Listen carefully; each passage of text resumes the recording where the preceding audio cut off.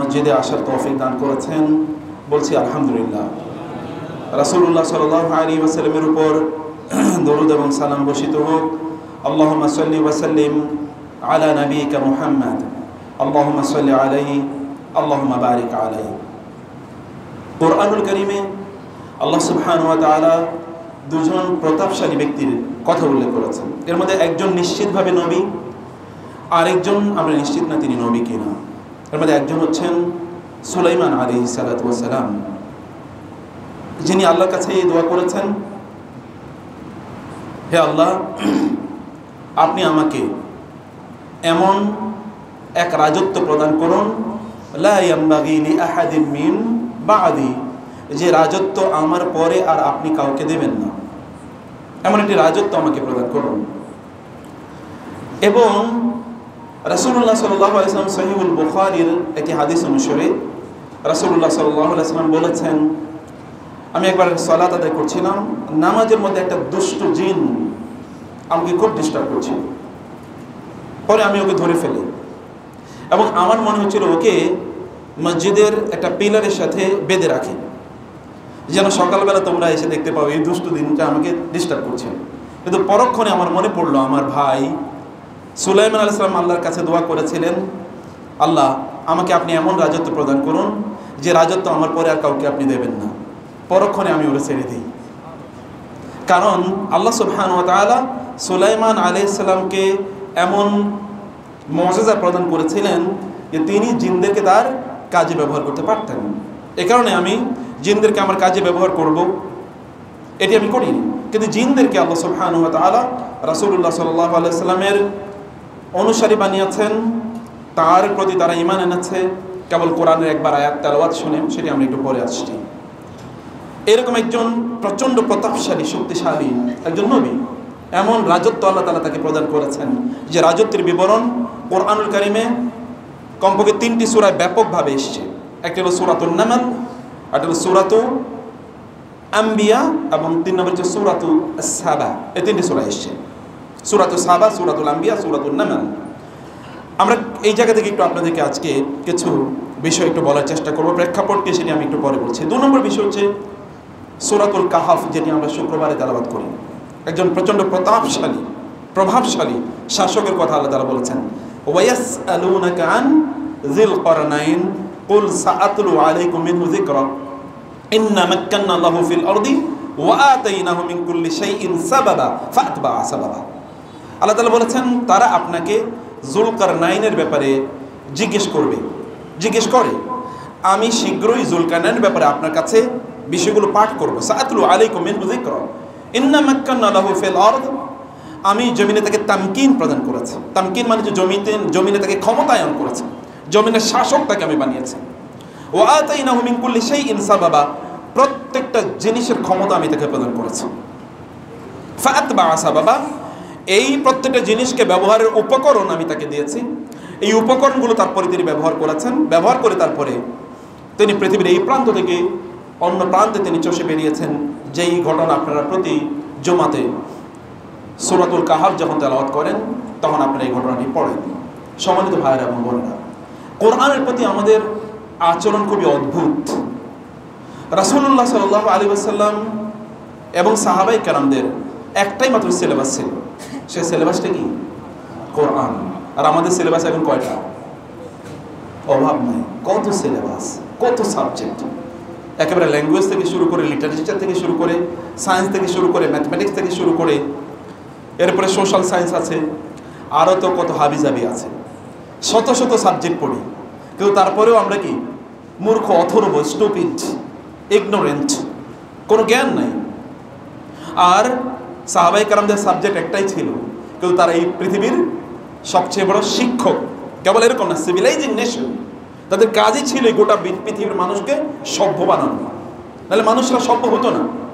সাহাবায়ে কেরাম রাদিয়াল্লাহু তাআলা আনহুর কথা আল্লাহ সুবহানাহু ওয়া তাআলা কোরআনে উল্লেখ করেছেন, যালিকা মাসালুহুম ফিত তাওরাত ওয়া মাসালুহুম ফিল ইনজিলি কাযারইন আখরাজা শাতআহু ফাআযারাহু ফাস্তাগলাযা ফাস্তাওয়া আলা সুকি ইউজিবুজ যুররা লিয়াগীযা বিহিমুল কুফফার। আল্লাহ সুবহানাহু ওয়া তাআলা সাহাবায়ে কেরামদের एग्जांपल দিয়েছেন। এই বিষয়ে আমি একটু পরে আপনাদেরকে একটা ধারণা দেওয়ার চেষ্টা করব। প্রথমত যেটা বলতে চাই তা হলো আমাদের কোরআনের সাথে আচরণটি আমাদের খুবই অদ্ভুত আচরণ। কোরআনের সাথে আমরা রাসূল ইসলামের মতো আচরণ করি না, সাহাবাইকার মতো আচরণ করি না, এমনকি আমাদের সালাফদের মতো আচরণ করি না, তাবেঈদের মতো আচরণ করি না। আল্লাহ সুবহানাহু ওয়া তাআলা কোরআন নাজিল করেছেন যেন আমরা এর কোরআন পড়ি। কোরআনের প্রতি আমাদের 5 ধরনের দায়িত্ব আছে। এক নম্বর দায়িত্ব হচ্ছে আল কিরাআহ। আল কিরাআহ, পাঠ করা কোরআনকে। আমি তেলাওয়াত বলি না, বলছে কিরাআত, পাঠ করা, পড়া কোরআন।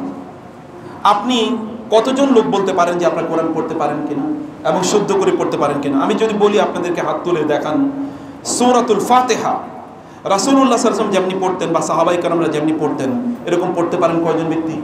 হাত তুলে বলতে পারেন? আমাদের কি একটু লজ্জাও নেই?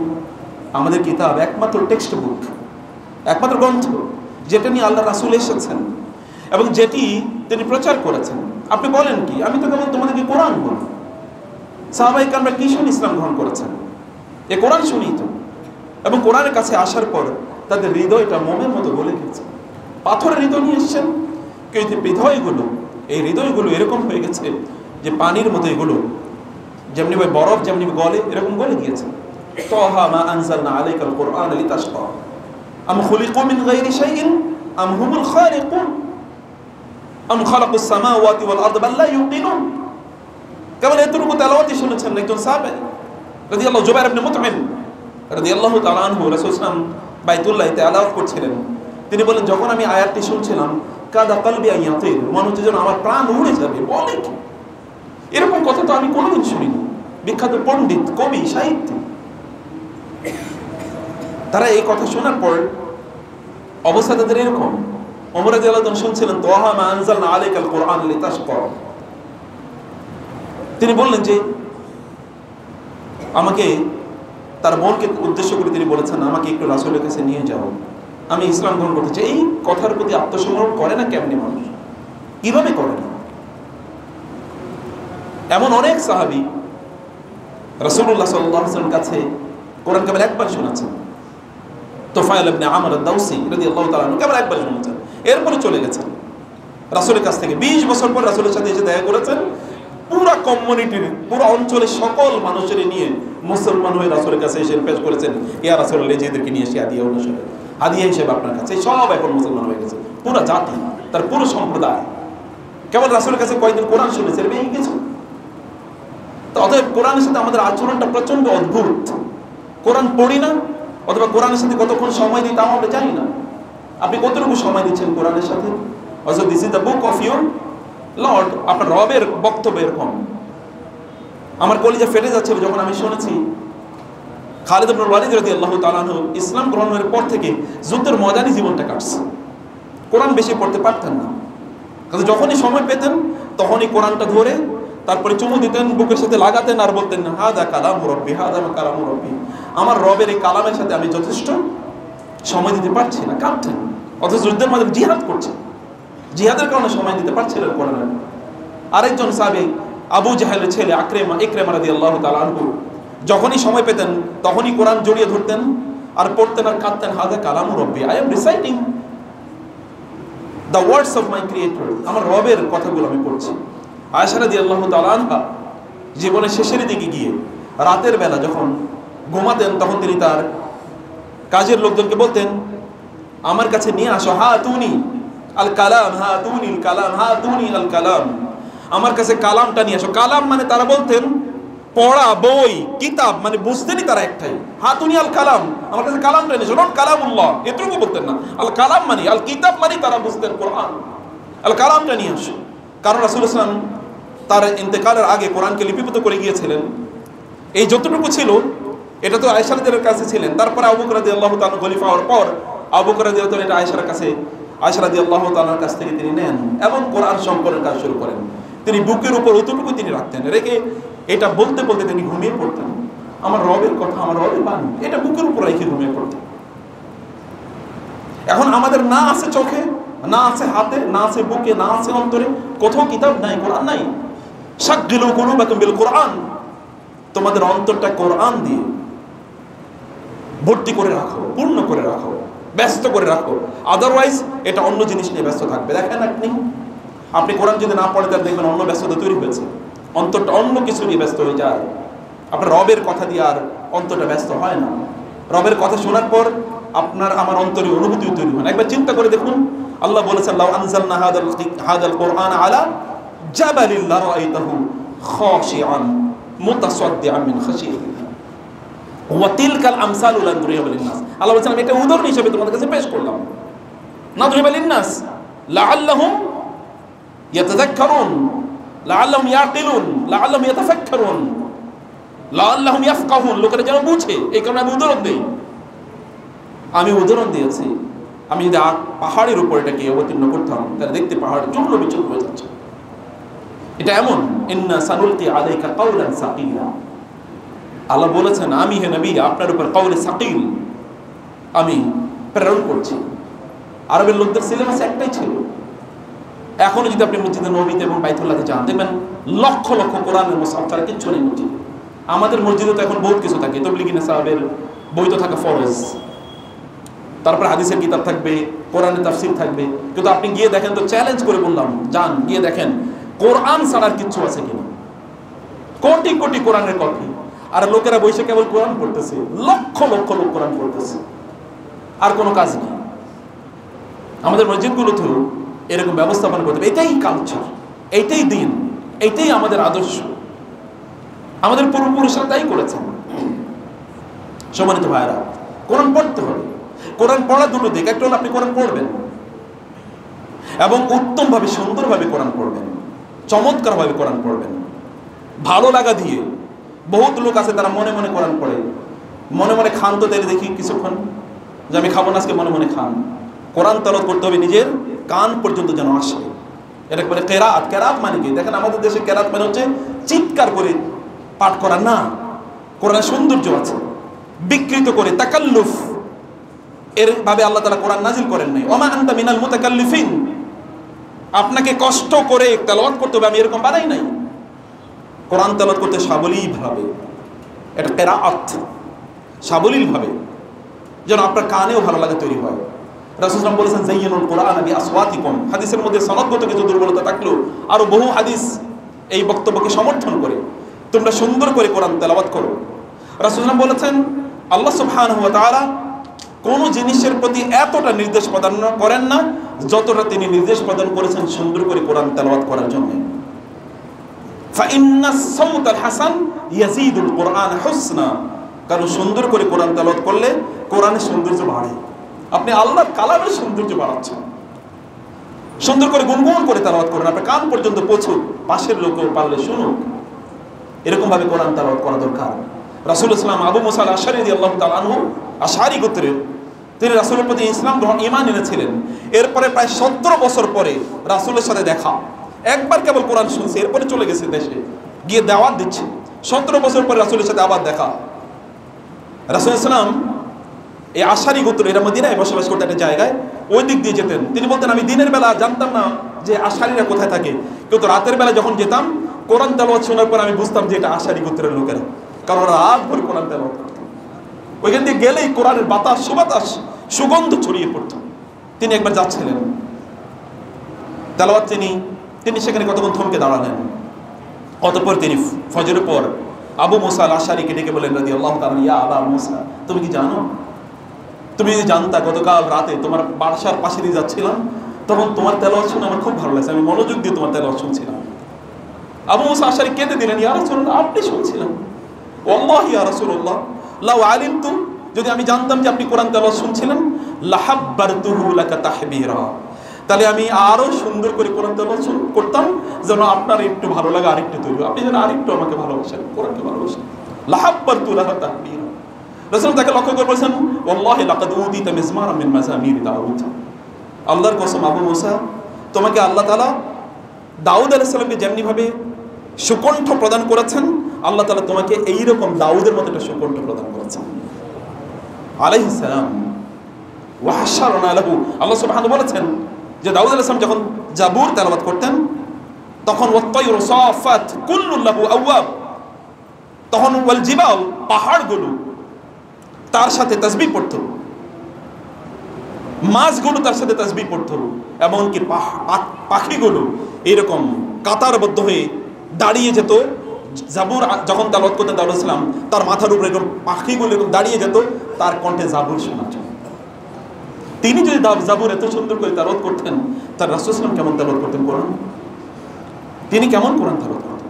লোকেরা শুনে কেন পাগল হয়ে যেত? কোরআন তেলাওয়াত শুনে, কোরআনকে সুন্দর করে তেলাওয়াত করতেন। কেবল তেলাওয়াত, এটা কিরাআতের কথা আমি বলছি। ইকরা বিসমি রাব্বিকাল্লাযী খালাক, যে জাতির প্রথম স্লোগান হচ্ছে পাঠ করা, কিরাআত, সেই জাতি কোরআন না পড়ে থাকে কেমন? আপনি যদি কোরআন না পড়ে তাহলে রিভিজিট ইউর লাইফ। কোরআনের সাথে সম্পর্ক নাই মানে আল্লাহর সাথে সম্পর্ক নাই। You mean while lost your connection with আল্লাহ।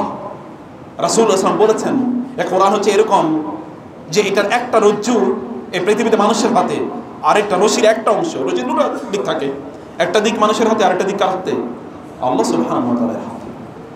আল্লাহ তাআলা বলেছেন, ওয়াতাসিমু বিহাবলিল্লাহি জামিআন ওয়া লা তাফাররাকু, তোমরা আল্লাহর রশিকে শক্ত করে ধরে রাখো। সকল তাফসীর গ্রন্থে এই হাবলুল্লাহ বলতে বোঝানো হয়েছে আল কোরআন, কোরআনকে শক্ত করে ধরে রাখা। রাসূলুল্লাহ বলেছেন বিদায় হজে, তারাকতু ফিকুম আমরাইন লান তাদিল্লু মা তামাসসাকতুম বিহিমা কিতাবাল্লাহি ওয়া সুন্নাত রাসূলিহি, আমি তোমাদের জন্য দুটো জিনিস রেখে যাচ্ছি, এগুলো শক্ত করে ধরে থাকলে তোমরা কোনোদিন পথভ্রষ্ট হবে না। একটা হচ্ছে আল্লাহর কিতাব, আর হচ্ছে আল্লাহ রাসূলের সুন্নাহ, আমার সুন্নাহ, এগুলো রেখে যাচ্ছি। আল্লাহর কিতাবের সাথে সম্পর্ক লস্ট, সুন্নাহর সাথে সম্পর্ক লস্ট। এখন আমরা আসি অন্য জিনিসের সাথে সম্পর্ক, আমার মাযহাব এটা বলছে কিনা, আমার পীর সাহেব এটা বলছে কিনা, আমার খাজা বাবা এটা বলছে কিনা। নো কোরআন নো সুন্নাহ, কোথাও কোনো কোরআনও নাই, কোথাও সুন্নাহর কোনো আলোচনাও নেই। কোরআন নিয়ে তো আলোচনা করি না, এই জাতি তো কোরআন ভুলে গেছে। কিয়ামতের দিন যদি রাসূলুল্লাহ সাল্লাল্লাহু আলাইহি ওয়াসাল্লাম আমাদের বিরুদ্ধে অভিযোগ করেন, ওয়াকালা রাসূলু ইয়া রাব্বি ইন্না কওমি ইত্তাখাযু হাযাল কুরআনা মাহজুরা, আল্লাহ আমার জাতি কোরআন ছেড়ে দিয়েছিল, তখন আপনি বলবেন কি? কোরআন ছেড়ে দেওয়া মানে কি? অ্যাবান্ডনিং দ্য রিসাইটেশন অফ দ্য কোরআন, কোরআন তেলাওয়াত করা, কোরআন পাঠ করা ছেড়ে দেওয়া। কমপক্ষে পাঠ করা ছেড়ে দিয়েছিল লোকেরা, তারা কোরআন পড়তো না। কোরআন আপনার বিপক্ষে যদি সেদিন সাক্ষী হয়ে দাঁড়ায় তাহলে করবেন কি? আপনি চিন্তা করে দেখুন, কবরে যখন যান অন্ধকার অন্ধকার অন্ধকার, আপনার জন্য আলো লাগবে, আলো নিয়ে আসবে কে? এ কোরআন। সেখানে আপনার কোনো সঙ্গী নাই, আপনার সঙ্গী হবে কে? কোরআন। কিয়ামতের দিন, যেই দিন লোকেরা চারিদিকে পালিয়ে বেড়াবে, এমনকি আপনার যাদের জন্য আপনি জান দিয়ে দিচ্ছেন, আপনার সন্তান সন্ততি, আপনার স্ত্রী, আপনার স্বামী, আপনার বাবা মা, বন্ধু বান্ধব, যাদের জন্য জীবন দিয়ে দিচ্ছেন, এরও সেদিন পালাবে। আল্লাহ সুবহানাহু ওয়া তাআলা বলেছেন সেই দিন ওয়া তাকাত্তাআল আসবাব, যে সেই দিন সকল সম্পর্ক ছিন্ন হয়ে যাবে। সেই দিন একজন একজনকে লা ইয়াতাসাআলুন, কেউ কাউকে জিজ্ঞাসা করবে না তোমার এরকম অবস্থা কেন, কি হয়েছে, কেউ কাউকে জিজ্ঞাসা করবে না। সেই ভয়াবহ দিনে কোরআন এসে আপনার পাশে দাঁড়িয়ে বলবে, আমি তোমাকে সাহায্য করতে এসেছি, তুমি কে? কার রাজুলিশ শাহিদ, একজন টকবকে যুবকের মতো শক্তিশালী, প্রচন্ড শক্তিশালী, আনডিফিটেবল, যাকে কেউ পরাজিত করতে পারবে না, এরকম শক্তিশালী। তুমি কে? আনা সাহিবুকাল কোরআন, আমি তোমার সাথী, আমি তোমার বন্ধু কোরআন। তোমাকে মনে নেই রাতের বেলা তোমাকে আমি ঘুমাতে দিতাম না, তুমি পড়তাম। দিনের বেলা তুমি আমাকে কষ্টের সময় তুমি অনেক কাজ আছে তারপর তুমি আমাকে পড়তাম, মনে নেই? তুমি যেহেতু দুনিয়ায় আমাকে সঙ্গী রেখেছো, আখেরাতে আমি তোমার সঙ্গী হয়ে গেলাম। এবং এই ব্যক্তিকে আল্লাহর কাছে সুপারিশ করবে, আল্লাহ আপনি তাকে ক্ষমা করে দিন, যাও তাকে ক্ষমা করে দিলাম, কিন্তু আমি এতটুকু মানি না। কোরআন বলছে আমি এতটুকু মানি না, কি মানো? ইয়া আল্লাহ, ওকে জান্নাতে উপরে দিতে হবে, সাধারণ জান্নাত দিলে চলবে না, আরো উপরে জান্নাত দিতে হবে। আচ্ছা ঠিক আছে, যাও, তোমাকে পড়তে পড়তে যতটুকু উপরে যেতে পারে ততটুকু পর্যন্ত তার স্থান যাও। এবং এই কারণে হাদিসের ব্যাখ্যায় আয়েশা রাদিয়াল্লাহু তাআলা বলেছেন, জান্নাতের সিঁড়ি অথবা জান্নাতে ততগুলো স্তর আছে, ততগুলো তলা আছে, কোরআনে যতগুলো আয়াত আছে। আয়াত পড়তে পড়তে আপনি কতটুকু উপরে যেতে পারেন? কোরআন পড়বেন, কোরআন তো কিরাত, এবং আল্লাহ সুবহানাহু ওয়া তাআলা এই জন্য কোরআনকে কিরাতের কথা বলেছেন। সূরাতে অনেক সূরাতে আল্লাহ সুবহানাহু বলেছেন তাসিন তিলকা আয়াতুল কুরআনি ওয়া কিতাবিম মুবিন, অথবা সূরাতুল হিজরে আল্লাহ তাআলা বলেছেন তিলকা আয়াতুল কিতাবি ওয়া কুরআনিম মুবিন। আল্লাহ তাআলা কেন বলেছেন আগে কোরআন? কোরআন মানে হচ্ছে এটা মুসলমানরা পাঠ করে, পাঠ করা হচ্ছে মুখস্থের জিনিস। কয়জন বলতে পারেন কয়টা সূরা মুখস্থ করেছেন? এর আগে বলছে সূরা ফাতিহা ঠিক মতো পড়তে পারেন কিনা? অধিকাংশ লোকই তো সূরা ইখলাস এবং সূরাতু আল কাউসার দিয়ে নামাজ পড়ে, অথবা কুল আউযুল ফালাকে মন করে নাস দিয়ে নামাজ পড়ে, অধিকাংশ লোকই আল্লাহর সামনে দাঁড়িয়ে আপনি কত দ্রুত আল্লাহর কিতাব পাঠ করতে পারেন। তামাশার মতো করে আমরা নামাজ পড়ি, তেলাওয়াতও করি তামাশার মতো করে, পড়িও তামাশার মতো করে। অদ্ভুত একটা জাতি। কোরআন তাদের সবচেয়ে বড় সম্পদ, এই সম্পদ তারা হারিয়ে ফেলছে। কোরআনের সাথে তাদের কোনো সম্পর্ক নাই, সময় নাই, কোরআন পড়ে না। আমি বলছি কেরাত এরকম। আল্লাহ সুবহানাহু ওয়া তাআলা এর সাথে কোরআন ছাড়া সম্পর্ক তৈরি করার কোনো সুযোগ নাই, উপায় নাই। কোরআন দিয়ে আল্লাহর সাথে সম্পর্ক তৈরি করতে হবে। মনে রাখবেন, মাকামুকা আইনা আকামাকা, সালফে সালিহিন তারা বলতেন, আপনি কোথায় আছেন, আল্লাহ আপনাকে কোন জায়গায় রেখেছেন, আল্লাহর সাথে আপনার সম্পর্কটা কি, এটা বোঝার জন্য আপনি আপনার নিজের আমলের দিকে তাকান। আপনি যদি দেখেন যে আপনি কোরআন পড়া শুরু করেছেন, তাহলে বুঝবেন আল্লাহ সুবহানাহু ওয়া তাআলা চান যে আল্লাহ আপনার সাথে কথা বলবেন। এখন আল্লাহ আপনার সাথে কথা বলতে চান, এখন বলছে তুমি আমার কোরআন পড়ো, তাহলে তো আমি তোমার সাথে কথা বলছি। আপনি যদি নামাজে দাঁড়িয়ে যান, তাহলে আল্লাহ সুবহানাহু ওয়া তাআলা চান যে আপনি আল্লাহর সাথে কথা বলুন। বলে ইযা কামা আহাদুকুম ইলাস সালাতি ফাইন্নাহু ইউনাজি রাব্বাহু, তোমাদের কেউ যদি নামাজে দাঁড়ায় তাহলে সে আল্লাহর সাথে কথা বলে। আল্লাহ চান যে তুমি তার সাথে কথা বলো। এ কারণে আল্লাহ সুবহানাহু ওয়া তাআলা চান, এ কারণে আল্লাহ তোমাকে তৌফিক দেন, তুমি কোরআন তেলাওয়াত করো অথবা তুমি নামাজ আদায় করো। আল্লাহ সুবহানাহু ওয়া তাআলা আপনার প্রয়োজনগুলো মেটাতে চান, এ কারণে আল্লাহ তাআলা আপনাকে এই তৌফিক দেন, আপনার মধ্যে ইলহাম অনুভূতি তৈরি করে দেন, আপনি যেন আল্লাহর কাছে দোয়া করেন। আল্লাহ তাআলা আপনার সম্পদের মধ্যে বারাকা দিতে চান, এই কারণে আল্লাহ আপনাকে তৌফিক দেন, আপনি যেন দান সাদাকা করেন। আল্লাহ সুবহানাহু ওয়া তাআলা আপনার সকল কষ্টগুলো, টেনশনগুলো দূর করে দিতে চান, এই কারণে আল্লাহ সুবহানাহু ওয়া তাআলা আপনার অন্তরে এরকম অনুভূতি তৈরি করে দেন, আপনি তখন রাসূলের উপর দুরূদ পড়বেন অথবা আল্লাহ সুবহানাহু ওয়া তাআলা এর তাসবিহ পড়বেন। আল্লাহ আপনাকে কোথায় রেখেছেন এটা আল্লাহর দিকে না তাকিয়ে আপনার দিকে তাকান, আপনি কি করছেন। This is actually your position, your stance, আপনি যা করছেন on the base of your actions, আপনার কাজের উপর ভিত্তি করে আপনার স্ট্যান্স, ইউর রিলেশন উইথ আল্লাহ সুবহানাহু ওয়া তাআলা স্ট্যান্ডস আউট। প্রিয় ভাইরা বোনেরা আমার, কোরআনকে পড়ার বিষয়ে আমি এতটুকু বলে, এখানে অনেক লম্বা আলোচনা, আমি যাচ্ছি না। রাসূল সাল্লাল্লাহু আলাইহি ওয়াসাল্লাম এ কথা কি বলেন নাই? আমি কি তোমাদেরকে এমন কথা বলবো না, এমন একটা কাজের তোমরা এমন কি তোমরা পছন্দ করবে যে তোমরা ওই রকম একটা এলাকায় গেলে সেখানে যাওয়ার পর আল কাওমা মানে তোমরা খুবই মানে উন্নত প্রজাতির দুটো উটের তোমরা মালিক হবে, যেই দুটো উট এটা প্রেগন্যান্ট, মানে এগুলো সন্তান বাচ্চা প্রসব করবে এবং খুবই উন্নত প্রজাতির এরকম দুটো উটের মালিক হবে। বলি ইয়া রাসূলুল্লাহ, এক একটা উটের দাম যদি বলে তাহলে 10 লাখ টাকা বর্তমান প্রেক্ষাপটে। বলি ইয়া রাসূলুল্লাহ, এটা কে চাইবে না? বলে তোমাদের কেউ মসজিদে ঢুকে নামাজের মধ্যে কোরআনের দুটো আয়াত তেলাওয়াত করা মানে হচ্ছে এইরকম দুটো উটের মালিক হওয়ার চেয়ে অনেক অনেক বেশি উত্তম। তিনি বললেন তোমাদের মধ্যে কেউ যদি নামাজে ঢুকে 3টা কোরআনের আয়াত তেলাওয়াত করে তাইলে এরকম 3টা উটের মালিক হওয়ার চেয়ে উত্তম। এরকম সে যত বাড়াবে তত তার এরকম সম্পদের মালিক হওয়ার চেয়ে উত্তম। সাহাবায়ে কেরাম এই কথা শোনার পর ওইটার দিকে দৌড়াইছে, তারা আমাদের মধ্যে এরকম দুনিয়ার দিকে দৌড়ায়নি। তারা দেখেছে না ওইটাই তো রিয়েল সম্পদ, রিয়েল প্রপার্টি, এবং দেখেন না গোটা পৃথিবী তাদের অধীনস্থ হয়েছে। এখনো আপনি তাদের নাম উচ্চারণ করার পরে বলেন রাদিয়াল্লাহু আনহুম, রাদিয়াল্লাহু আনহু, আপনি বলেন, এবং আল্লাহ বলেছেন রাদিয়াল্লাহু আনহুম ওয়া রাদু আন উলাইকা হিজবুল্লাহ। আল্লাহ তাআলা তাদের নাম উল্লেখ করেছেন, তাদেরকে বলেছেন আমিনু কামা আমানান নাস, তোমরা তেমনি ভাবে ঈমান আনো যেমনি ভাবে লোকেরা ঈমান আনতো। লোকেরা ঈমান এনেছে, লোকেরা কারা? সাহাবায়ে কেরাম রাদিয়াল্লাহু তাআলা আনহুম।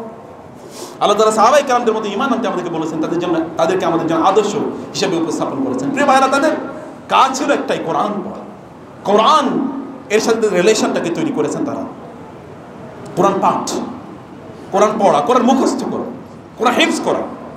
আপনি জানেন রাসূলুল্লাহ সাল্লাল্লাহু আলাইহি ওয়াসাল্লাম কথা বলেছেন, কোন একজন ব্যক্তি, ভালো করে শুনুন, তিনি বলেন আমি স্বপ্নে দেখলাম আমি ট্যুরে যাচ্ছি, মানে সফর মানে জান্নাতের সফরে আমি যাচ্ছি, জান্নাত জাহান্নামের সফর। দেখলাম একটা লোক দাঁড়িয়ে আছে আর একটা লোক শুয়ে আছে, পাথর উপর তার মাথা। যিনি দাঁড়িয়ে আছেন তার হাতে একটা বিশাল বড় পাথর, ভালো করে শুনুন, পাথরের বিশাল একটা পাথর নিয়ে, বিশাল বোল্ডার, বিশাল পাথর নিয়ে দাঁড়িয়ে আছে।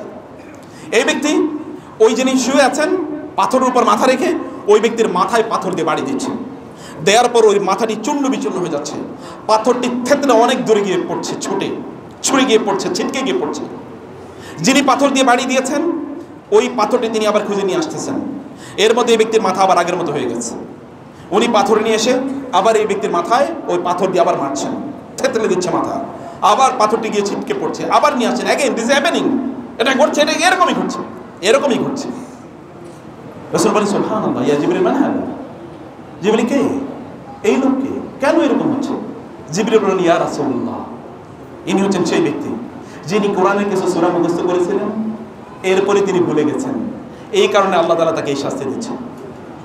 কোরআন মুখস্থ করার পর ভুলে যাওয়ার পরে শাস্তি, তাহলে যে কোরআন পড়ে না তার শাস্তি কি? এখন প্রশ্ন হচ্ছে কোরআন ভুলে যাওয়ার মানে কি?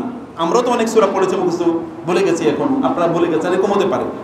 এটা হচ্ছে ইহমাল, ইন্টেনশনালি আপনি কোরআন হিফজ করেছেন, কোন সূরা মুখস্থ করেছেন, এখন আর পড়েন না, এই কারণে ভুলে গেছেন, এই জাতীয় ব্যক্তিদের শাস্তি। অথবা যারা কোরআন পড়ে কিন্তু কোরআন অনুসারে আমল করে না, বহুত কোরআন পড়াওয়ালা লোক আছে কিন্তু সে শুধু খায়, ঘুষও খায়, মানুষের উপর জুলুমও করে, মিথ্যা কথাও বলে, অপরাধ করে করে বেড়ায়, অশ্লীল কাজ করে করে বেড়ায়, আবার কোরআনও পড়ে, আবার কোরআনও পড়ে। এক মহিলার কাছে আমাদের একটা প্রোগ্রামের কোন একটা কাজে, তিনি একটা প্রতিষ্ঠান, একটা প্রধান, তার কাছে আমাদেরকে যেতে হয়েছে একটা অ্যাপ্লিকেশন নিয়ে। তো গিয়ে ওইখানে 15 মিনিট দাঁড়িয়ে আছে। তো বলেছি কি, বলে উনি এখন জোহরের নামাজ পড়তেছে। আমরা ভাবলাম আল্লাহ মাশাআল্লাহ, একটা ভালো মহিলার কাছে বুঝি এই প্রতিষ্ঠানের দায়িত্ব। পরে গিয়ে যা দেখছি তাতে আমাদের ইমান আছে কিনা, তখন আবার আস্তাগফিরুল্লাহ পরে ইমান আবার ঠিক রাখতে হয়েছে। নামাজ পড়ছে 15 মিনিট পরে, এরপরে তার চেহারার দিকে তাকালে ইমান যায় যায় এরকম একটা অবস্থা, মানে যেই জামা কাপড় নিয়ে বসে আছে ওদিকে তাকানো যায় না। তা আমি পুরোটা সময় নিচের দিকে তাকিয়ে কথা বলতেছি, যেদিকে তাকানো মতো অবস্থা। ইমান ইসলাম আমাদের কাছে এরকম একটা জায়গায় গেছে, কিছু কিছু লোক কোরআন পড়ে অথবা পড়ায়, এটা তাদের ব্যবসা, এরকম একটা কাজ তৈরি হয়েছে।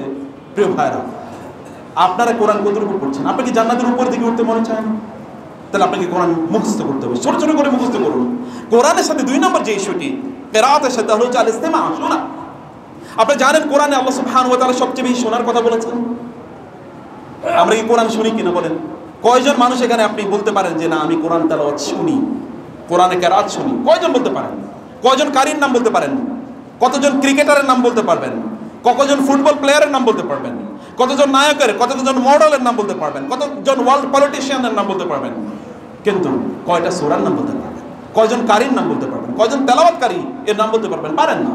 দে আর রিয়েল সেলিব্রিটিস, তাদের নাম আপনি হয়তো জানেনই না। আপনার কোরআন তেলাওয়াত শুনতে হবে। আল্লাহ সুবহানাহু বলেছেন, ওয়াইজ নাফারনা ওয়াইজ সরাফনা ইলাইকা নাফারাম মিনাল জিন্নি ইয়াস্তামিউল কুরআন ফালাম্মা হাদারুহু ক্বালু আনসিতু ফালাম্মা কুদিয়া ওয়াল্লাহু ইলা কওমিন মুনজিরিন। আল্লাহ তাআলা বললেন একদল জিনের কথা, কুল উহিয়া ইলাইয়া আন্নাহু ইসতামা'a নাফারুম মিনাল জিন্নি ফাকালু ইন্না সামি'না কুরআনান আজাবা। একদল জিনের বিষয়টা আমাকে এখনো অবাক করে। আমি এখন যখন ওই সূরা পড়ি আমি থমকে দাঁড়াই। আল্লাহ সুবহানাহু ওয়া তাআলা বললেন সূরাতুল আহকাফে এবং সূরাতুল আল জিনে যে একদল জিনকে আমি আপনার দিকে পাঠিয়ে দিয়েছিলাম, তারা যখন আপনার তেলাওয়াত কেবল শুনলো, একবার পাঠ শুনলো, শোনার পরে ওইখানে যাওয়ার পরে তারা বললো আমি সিধা চুপ থাকো, চুপ থাকো। সবাইকে জিনদের সর্দার বললো চুপ থাকো।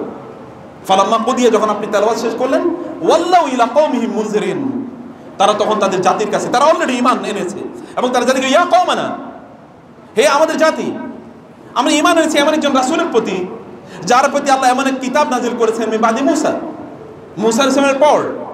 ইয়া কওমানা আজিবু দাঈ আল্লাহ, হে জাতি, এই জিনটা কি বলছে? আল্লাহর পক্ষ থেকে একজন দায়ী এসেছে, তিনি কোরআন তেলাওয়াত করে শোনাচ্ছেন, তোমরা তার প্রতি ঈমান আনো। আল্লাহ সুবহানাহু বলেছেন ইন্না আন্নাহু ইসতামা'a নাফারুম মিনাল জিন, জিনদের একটা দল মনোযোগ দিয়ে কোরআন শুনেছে।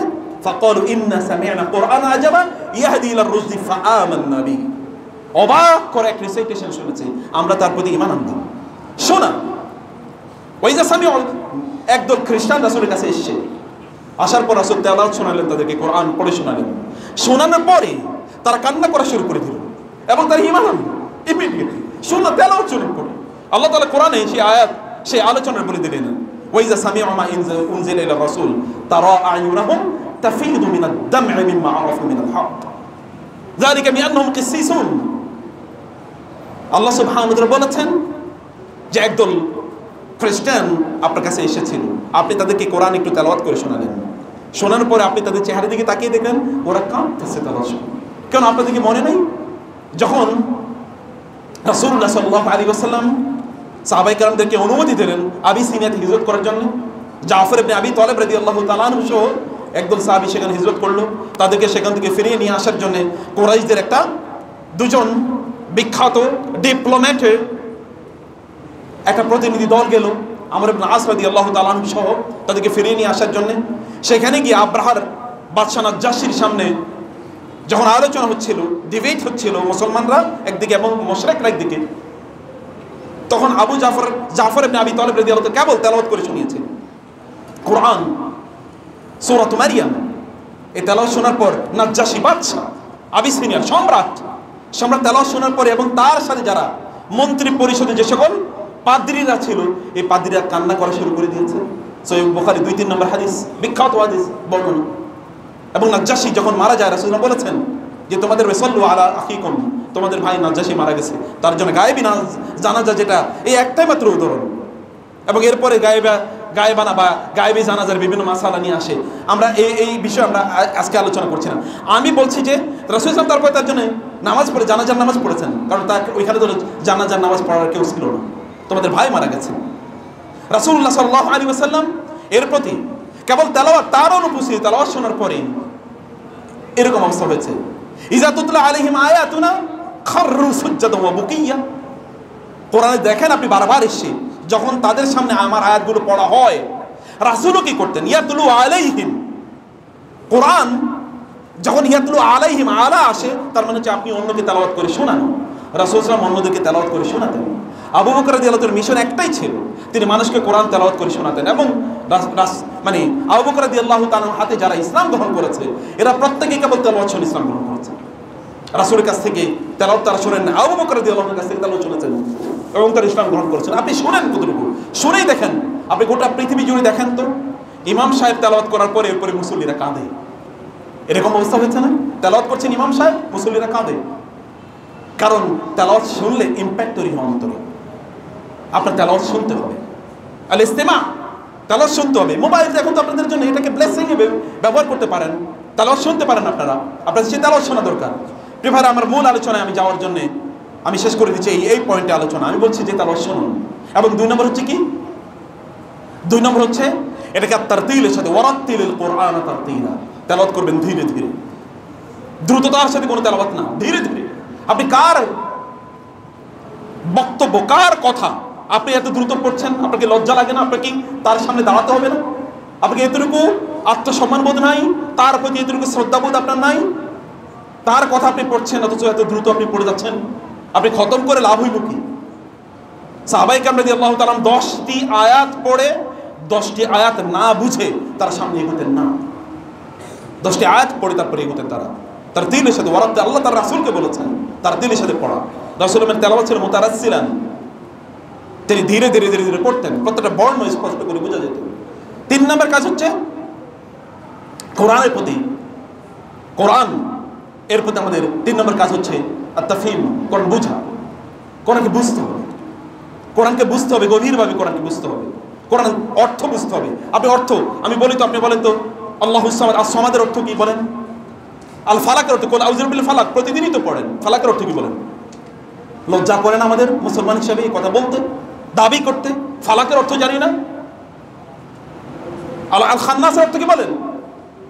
আল খান্নাস, কুল আউযু বিন নাস মালিকিন নাস ইলাহিন নাস মিন শাররি ওয়াসওয়াসিল খান্নাস। খান্নাস মানে কি বলেন?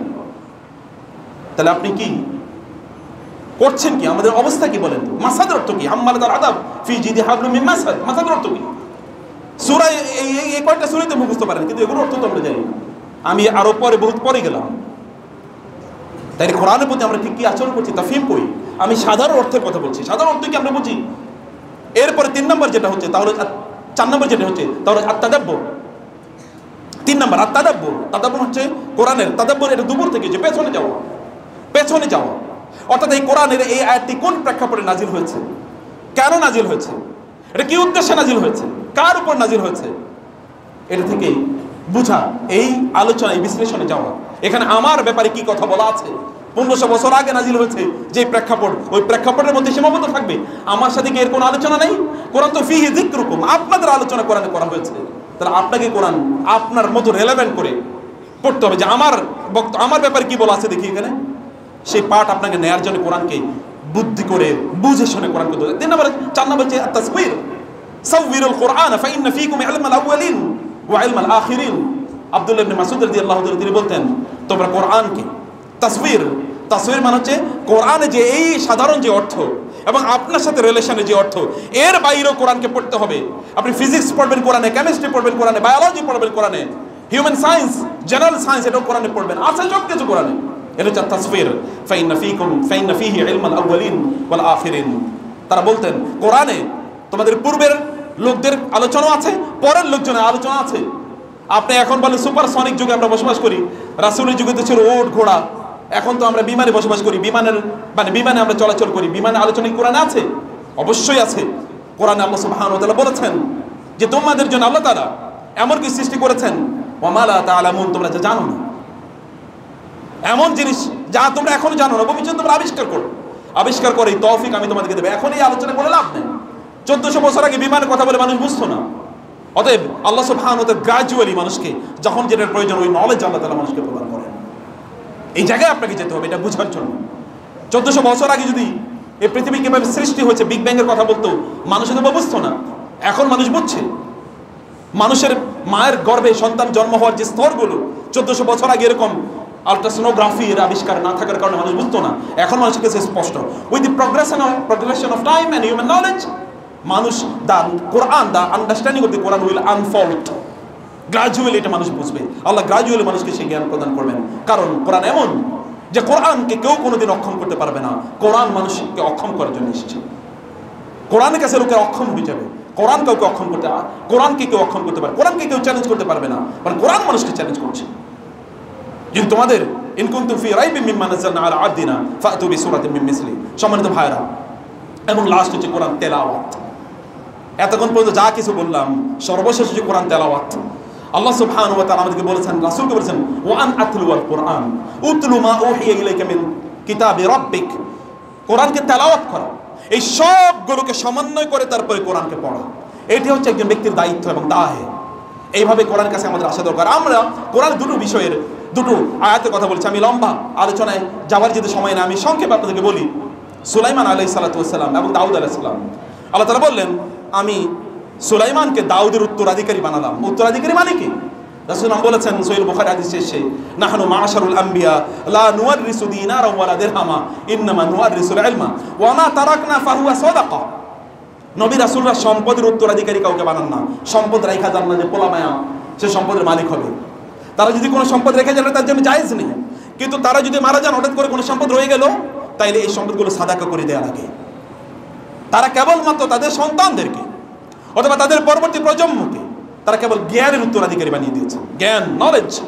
যেমনিভাবে জাকারিয়া আলাইহিস সালাম আল্লাহর কাছে বলেছেন, আল্লাহ আমি তো ওয়াস্তা আলা রাসু শাইবা ওয়ালাম আকুম বিদুআইকা রাব্বি শাকিয়্যা ওয়া ইন্নী খিফতুল মাওয়ালিয়া মিন ওয়ারাই ওয়া কানাত ইমরাআতি আকিরা ফাহাবলি মিন লাদুনকা ওয়ালিয়্যা ইয়ারিসুনি ওয়া ইয়ারিসু মিন আলি ইয়াকুব ওয়াজআলহু রাব্বি রাদিয়্যা। আল্লাহ আমি তো মারা যাব, আমার চুল দাড়ি সব সাদা হয়ে গেছে, আমাকে যে আপনি নলেজ, আমাকে যে আপনি রিসোর্স, প্রপার্টি, ওয়েলথ প্রদান করেছেন, আমাকে যে আপনি সম্পদ দিয়েছেন, এই সম্পদ আমি কার কাছে রেখে যাব?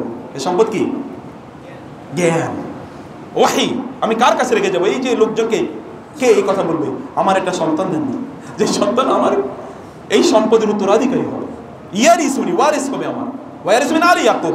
ইয়াকুব আলাইহিস সালামের বংশধরের যে জ্ঞান, আসমানি নলেজ, ওহী এর নলেজ, এটা যে উত্তরাধিকারী হবে, এরকম সন্তান আমাকে দেন। আল্লাহ তাআলা তাকে সেই সন্তান দিয়েছেন। আপনার দায়িত্ব হলো আপনার সন্তানদের কাছে দ্বীনের জ্ঞানগুলো ট্রান্সমিট করা, তাদের কাছে ট্রান্সফার করা, ট্রান্সশিফট করা তাদের কাছে, তারা এটাকে পরবর্তীতে মানুষের কাছে পৌঁছে দেবে। এটা আপনার দায় এবং এই কারণে আপনি জিজ্ঞাসিত হবেন। সুলাইমান আলাইহিস সালাম দাউদ আলাইহিস সালামের কাছ থেকে এটা পেলেন। সুলাইমান আলাইহিস সালামকে আল্লাহ সুবহানাহু ওয়া তাআলা ছোটবেলা থেকেই এমন প্রজ্ঞা প্রদান করেছেন, ইজ ইয়াহকুমানি ফিল হারস ইজ নাফাসাত ফিহি গানামুল কওম ওয়া কুননা লিহুকমিহিম শাহিদিন। আল্লাহ তাআলা বলেছেন যে আমি ছোটবেলা থেকেই সুলাইমানকে এমন প্রজ্ঞা প্রদান করেছিলাম।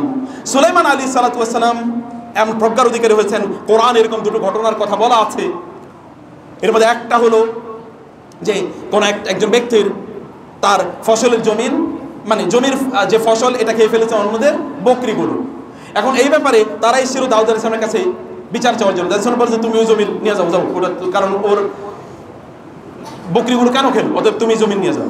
সুলাইমান আলাইহিস সালাম বললেন, বাবা বিচারটা আমি করি। কি বলে যে এই ব্যক্তির জমিনটা, যার বকরিগুলো জমিনের ফসল খেয়েছে, ওই ব্যক্তির কাজ হবে এই জমিনটাকে এবার পরিচর্যা করা, যতক্ষণ পর্যন্ত এই জমিন কি আগের অবস্থায় আসবে, এই ফসলগুলো আগের অবস্থায় আসবে, ততক্ষণ পর্যন্ত উনি এটার পরিচর্যা করবেন। আর এই ব্যক্তি বকরিগুলো নিয়ে যাবে, এগুলো দুধ টুধ যা আছে সে লালন করে দুধ টুধ খাবে। দুইটা যখন সমান অবস্থায় আসবে তখন দুজনের ফেরত দেবে। বলে ভালোই তো মাশাআল্লাহ, আল্লাহ তাআলা তাকে এলহাম করেছেন, ওয়াহি করেছেন, এলহাম করেছেন। তখন তিনি নবী হন নাই, এলহাম করেছেন। আরেকটা হচ্ছে ওই যে আপনারা জানেন হাদিসে এসছে, সই হাদিসে এসছে যে দুজন মহিলা তাদের সন্তান যখন জঙ্গলে গিয়েছিল, একজনের সন্তান বাঘে খেয়ে ফেলেছে অথবা কোনো একটা বন্য প্রাণী খেয়ে ফেলেছে। এরপরে একজন নারী এসে তিনি কান্নাকাটি করছেন, মানে দুজনেই তারা এসছেন দাউদ আলাইহিস সালামের কাছে বিচার চাওয়ার জন্য, কারণ একদিকে তিনি নবী, অন্যদিকে তিনি বিচারক, তিনি সম্রাট, রাজা, তার কাছে এসছেন। দাউদ আলাইহিস সালাম বললেন, কোন একজন ব্যাপারে যাও, তুমি এই সন্তানকে নিয়ে যাও। কিন্তু মানে যিনি প্রকৃত সন্তানের মা, তিনি কাঁদতে কাঁদতে যাচ্ছেন। রাস্তায় দেখা হলো হয়তো বা দাউদ আলাইহিস সালামের কাছে, কি সুলাইমান আলাইহিস সালামের কাছে কি হয়েছে, সুলাইমান আলাইহিস সালামকে বললেন এরকম এরকম বিচার। বলে আসেন বাবার কাছে যাই, যেমন বাবা আমি বিচারটা করি। বলে কি, পারে ঠিক আছে করো। তিনি বলে একজনকে যে একটা তলোয়ার নিয়ে আসো। তো তলোয়ার নিয়ে এসে বলে যে এই সন্তানের এর দুই খণ্ড করো, এক খণ্ড এই মারে দাও, আরেক খণ্ড এই মারে দাও, এরা ভাগাভাগি করে নিয়ে যাক। এখন প্রকৃত মা যিনি, ইনি কান্না করে এসে বললেন, না না আমার সন্তান দরকার না, উনিই পালন করুন। উনি বলেন যে এই মা হচ্ছে এই ময়ূর হচ্ছে সন্তানের মা, যাও তুমি নিয়ে যাও। উনি মিথ্যাবাদী, প্রজ্ঞা বুদ্ধিমত্তা, এটা প্রজ্ঞামত্তা। আল্লাহ তাআলা বলেছেন আমি সুলাইমানকে এরকম প্রজ্ঞা প্রদান, হুকমা ওয়া ইলমা, ওয়ালাকাদ আতাইনা সুলাইমানা হুকমা ওয়া ইলমা, আমি সুলাইমানকে এরকম প্রজ্ঞা প্রদান করেছিলাম। সম্মানিত ভাইরা, সুলাইমান আলাইহিস সালাতু ওয়াস সালাম তার বাবার পর তিনি এই বিশাল রাজত্বের তিনি অধিকারী হন এবং তিনি আল্লাহ সুবহানাহু ওয়া তাআলার কাছে ওই প্রার্থনা করেন যে আল্লাহ আপনি আমাকে এরকম সূরাতুস সাবা, আমি যে সূরা, তিনটা সূরার কথা বলেছি, বাসায় গিয়ে পড়বেন। সূরাতুস সাবা, সূরাতুল আন-নামল এবং সূরাতুল আম্বিয়া, এই তিনটা সূরাতে সুলাইমান সালামের কথা বলা আছে। কোরআনের প্রায় 6 জায়গায় সুলাইমান সালামের আলোচনা এসেছে, মানে 16 জায়গায়, 6টা সূরায় 16 জায়গায় আলোচনা এসেছে। আল্লাহ সুবহানাহু ওয়া তাআলা সুলাইমান আলাইহিস সালামকে এরকম ক্ষমতা প্রদান করলেন। সুলাইমান আলাইহিস সালামকে আল্লাহ তাআলা এমন কিছু জিনিস দিয়েছেন যেটা অন্য কাউকে দেওয়া হয়নি। ওয়া উল্লিমনা ইয়া আইয়ুহাল মালাউ, তিনি বলেছেন ইয়া আইয়ুহান নাস উল্লিমনা মানতিকাত তায়র ওয়া উতিনা মিন কুল্লি শাই, হে মানুষ, আল্লাহ তাআলা আমাকে এই সক্ষমতা দিয়েছেন আমি পাখির ভাষা বুঝতে পারি। এক পাখির সাথে তার কথোপকথনের কথা কোরআনে আছে, ওয়া তাফাক্কাদাত তায়রা ফাকালা মা লিয়া লা আরাল হুদহুদা আম কানা মিনাল গায়িবিন, পাখির ভাষা তিনি বুঝতে পারতেন, লিটারালি তিনি পাখির ভাষা বুঝতেন, কোনো ব্যাখ্যা নাই। পাখির সাথে তিনি কথা বলতেন, পাখি তাকে ইনফরমেশন দিতেন, যেমন হুদহুদ তার স্পাই হিসেবে কাজ করত। তিনি প্রত্যেকের প্রতিদিন তাদের হিসাব নিতেন, তুমি কি কাজ করছো। একজন লিডারের কাজ কি? আপনি যদি কোনো প্রতিষ্ঠান চালান তাহলে সূরা আর নামাজ পড়বেন, সুলাইমান আলাইহিস সালামের জীবনী পড়বেন, তাহলে আপনি লিডার কাকে বলে, কি করতে হয় এটা আপনি বুঝবেন। নতুন লিডারশিপের থিওরি খ্রিস্টানদের কাছ থেকে, ইহুদিদের কাছ থেকে, ইউরোপিয়ানদের কাছ থেকে শেখার দরকার নাই। আপনার কোরআনই যথেষ্ট। Come to the Quran and see. এবং সূরাতুল কাহফে যুলকারনাইন আলাইহিস সালামের আলোচনা পড়েন। রাসূলুল্লাহ সাল্লাল্লাহু আলাইহি ওয়াসাল্লাম এর এই দুই ঘটনার ব্যাপারে সুলাইমানের মানে সহিহ বুখারীতে অনেক বর্ণনা আছে, সেগুলো আপনারা পড়ে নিতে পারেন এই জায়গায়। প্রিয় ভাইরা, সম্মানিত বোনেরা, সুলাইমান আলাইহিস সালাতু ওয়াস সালাম তিনি বললেন, আমার কি হলো, আমি হুদহুদ পাখিকে দেখছি না কেন? হুদহুদ পাখিকে কেন দেখছি না? ও যদি আমার কাছে কেন ও নাই, যদি সঠিক কোনো উত্তর নিয়ে না আসতে পারে তাহলে আমি তাকে শাস্তি প্রদান, আও লাউ আযিবান্নাহু লাআযবাহান্নাহু, আমি তাকে জবাই করব। আও লা ইয়াতিয়ানি বিসুলতানি মুবিন, অথবা আমার কাছে স্পষ্ট প্রমাণ নিয়ে আসবে কোথায়, কেন সে দূরে, কেন সে নাই, কেন সে হিসাব দিতে পারছে না। অথবা সে কি করবে, অথবা লাউ আযিবান্নাহু আযাবান শাদীদ, তাকে আমি কঠিন শাস্তি দেব। এই পাখিটা একটু দূরে বসেছিল এবং বলেন, না ইয়া সুলাইমান, আমি আছি। বলে কি বলো, তোমার এত দেরি হলো কেন? বলে আমি একটা জায়গায় গিয়েছিলাম আপনার দায়িত্ব পালন করার জন্য। এমন একটা জায়গায় আমি গিয়েছি, সাবা, যেটা ইরাকের একটা অংশ ছিল। সেখানে গিয়ে দেখি যে ওই অঞ্চলটি শাসন করে একজন নারী। ওইখানকার লোকেরা তার আগুনের পূজা করে, তারা সূর্যের পূজা করে, আল্লাহর ইবাদত করে না। এরকম আমি তথ্য নিয়ে এসেছি। আপনার তো তথ্যদাতা, আমি ইনফরমেশন প্রোভাইডার, আমি আপনার নিউজম্যান, আমি আপনার মানে সাংবাদিক, এবং আমি আপনার স্পাই ইন্টেলিজেন্সের কাজ করি। আমি এই সংবাদ নিয়ে এসেছি। বলে তাই নাকি? দেখো, যদি ভুল বলো তাহলে কিন্তু খবর আছে। বলে না, আমি ভুল বলছি, আমি সত্যি বলছি। বলে যাও, আমার এই চিঠি নিয়ে যাও, তাদের কাছে যাও এবং তাদেরকে গিয়ে বলো, এই চিঠিটা দিয়ে তাদেরকে দেখো মাজাইয়ার জীবন তারা কি বলে। তিনি সেখানে গেলেন।